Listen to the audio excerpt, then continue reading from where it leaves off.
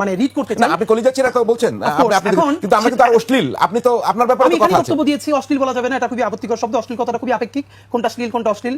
তুমুল গণহত্যার সামনে আপনি দুনিয়ার কোন শব্দ দিয়ে গালি দিলে গণহত্যাকারীর আপনি প্রতিশোধ নিতে পারবেন? শ্লীল অশ্লীলতার পলিটিক্সটাই ভিন্ন, এবং শব্দের রাজনীতি নিয়ে তরুণদের মধ্যে আমার সবথেকে বেশি কাজ আছে, সুতরাং এটা নিয়ে আমি কথা বলবো না। আর সার্জিসের যেটা হয়েছে, দেখেন এটা যারা মেটাফোর্স বোঝে, রেটোরিক্স বোঝে, অফকোর্স এখন এর মানে কি, ওর সার্জিসের সামনে এসে যদি নেস্কর একজন আইনে দেয়, সে কি লিটারেলি তার কলিজা ছিঁড়তে পারবে? এখন তুষার ভাইয়ের যেটা আপত্তি সেটা হলো কলিজাই কেন ছিঁড়তে চায়। এখন আপনি রেটরিক বুঝেন আর আপনি জোকস বুঝেন না, আমি রিড করেই বললাম। এখন এটা আপনি আপনার গালি রেটরিক আর আমারটা রেটরিক না। এখন আপনি এটা ভাই কৌশলে যেটা করেছেন, আপনি তো ভালো বিতর্কিক, এইজন্য এটার আপনি ভালো বিতর্ক করেন, বা আপনি সার্জিসকে ডুবানোর জন্য এটা আপনি ভালো বিতর্ক করেন। আপনি শুনেন, আপনি ভালো বিতর্ক করেন, ভালো বিতর্ক করতে শুনেন। আমি মিথ্যা বলি নাই কিছু। আপনি প্রথমত শুনেছেন কলিজা নিয়ে হামজা রাদিয়াল্লাহু তাআলা আনহুর সাথে যেই অত্যাচারটা হিন্দা করেছে, তারপরে তৃতীয়তই আপনি পেলেন সার্জিসকে, অথচ আমি যেটা জানি এই মানে আপনি কম জানেন অথবা ইচ্ছা করে জানেন না।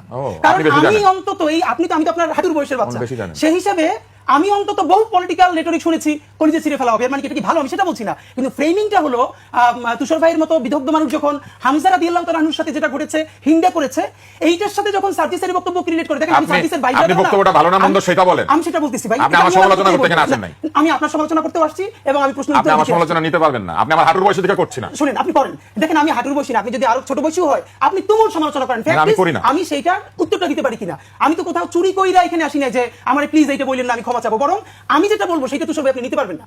আপনি বললে খুবই ট্রিগার্ড হবেন, কষ্ট পাবেন, সিনিয়রদের সাথে এই কাদা ছড়াছড়ি আমরা করতে চাই না, এই জন্য আমরা বলি না। ফ্যাক্ট হলো সার্জিস যেটা বলেছে অবশ্যই সেটা ভুল বলেছে, সার্জিস সেজন্য ক্ষমা চাইবে কিনা সেটা আমরা সবাই বলবো, এবং এটা ভবিষ্যতে যেন না বলেন সেটা অবশ্যই আমরা বলবো, কারণ সেইটা অ্যাপ্রিশিয়েট করছে যে সার্জিস ভালো বিতর্ক করে, এবং অবশ্যই সার্জিসকে জন্য দুঃখ প্রকাশ করতে হবে। কিন্তু আমরা ফ্যাক্ট হলো যেটা যতখানি সিগনিফিকেন্ট তার থেকেও যদি সেটাকে আমরা ওইটার সাথে মিলিয়ে ফেলি তাহলে তো ওইটার সিগনিফিকেন্স হারাই যায়। বরং আমি আমার জায়গায় ফিরি, মির্জা ফখরুল ইসলাম আলমগীর সাহেব যেটা বলেছেন খুবই স্বাভাবিক, এটাই তো কথা যে না আসলে কি উপদেষ্টা পরিষদ পুনর্গঠনের জায়গাটা চলে এসেছে কিনা, কেননা যে উপদেষ্টা পরিষদ রয়েছে সেটাকে তুমি নিরপেক্ষ মনে করেন না, ক্লিয়ার।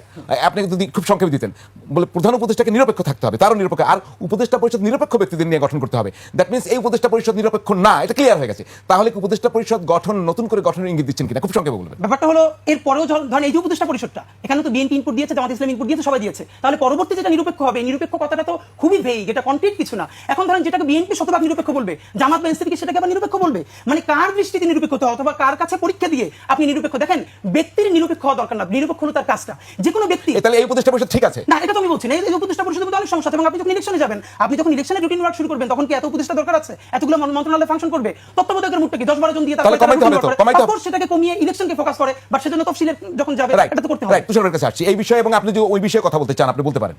না, আমি কোনো বিষয়ে কথা বলতে চাই না। ফখরুল ইসলাম আলমগীরের প্রসঙ্গে এসেছেন, আমি সেটা বলবো। ফখরুল ইসলাম আলমগীর যেটা বলেছেন, ওনারা এই উপদেষ্টা মণ্ডলী নিরপেক্ষতা নিয়ে এক ধরনের সন্দেহ প্রকাশ করেছেন এই বক্তৃতার ভিতর দিয়ে। আর রুমিন ফারহানা যেটা বলেছেন সেটা তো ফ্যাক্ট। আপনি যেহেতু ফ্যাক্ট চেক করেন, আপনি একদিন বলে দিয়েন ফ্যাক্ট চেক করে যে কার কার বিদেশি পাসপোর্ট আছে, কে কে বিদেশি নাগরিক আমাদের এখানে এসে আমাদের দেশে দণ্ডমুণ্ডের কর্তা হয়ে আমাদেরকে সেফ এক্সিট দিচ্ছে। যে কথাটা ফখরুল ইসলাম আলমগীর বলেছেন, এই অবস্থা তৈরি হচ্ছে এই কারণে যে এই উপদেষ্টা মণ্ডলীর বিরুদ্ধে অভিযোগ উত্থাপন করেছে এই উপদেষ্টা মণ্ডলীর নিয়োগকর্তাদেরই একটা অংশ। অতএব এই বিষয়টা আসলে এখন একটা আলোচনার বিষয়বস্তুতে পরিণত হয়েছে।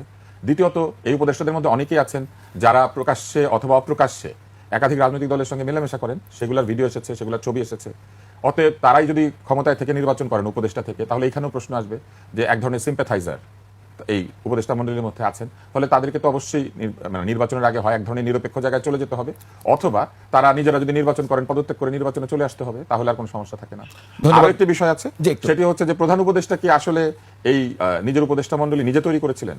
যদি তাই করে থাকেন তাহলে উনি ঠিকই বলেছেন যে প্রধান উপদেষ্টা আবার একটা উপদেষ্টা মণ্ডলী তৈরি করবেন, আর যদি তিনি না করে থাকেন, সকলে মিলে তৈরি করে থাকেন, তাহলে সবাই মিলেই একটা নতুন উপদেষ্টা মণ্ডলী তৈরি করতে হবে।